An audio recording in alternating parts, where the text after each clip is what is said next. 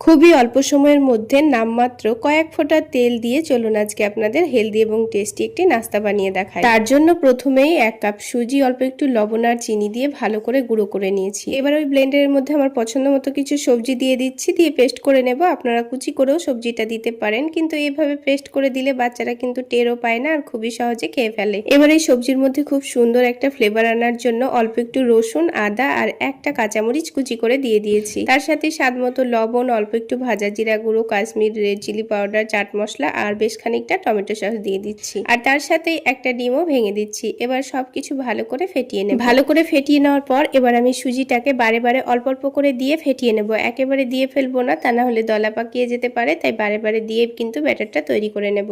আর ব্যাটারটা যেন খুব বেশি শক্ত না হয়ে যায়, সেই জন্য আমি ব্যাটারটা তৈরি করার পর অল্প একটু সুজি রেখে দিয়েছি। এবার তাওয়ায় অল্প একটু তেল চারিদিকে ছড়িয়ে দিয়ে ছোট ছোট করে আমি বড়ার শেপে নাস্তাগুলোকে পাতলা পাতলা চ্যাপটা করে ভেজে নেব। সবগুলো নাস্তা কিন্তু আমি একসঙ্গে দিয়ে তারপরে আবারও আমি 2 টেবিল চামচ তেল দিয়ে দিয়েছি। দিয়ে উল্টে পাল্টে খুব সুন্দর কালার চলে আসলে নাস্তাগুলোকে সেকে তুলে নেব। শুধু অল্প একটু টমেটো সস দিয়ে খেয়ে দেখবেন, দারুণ লাগবে।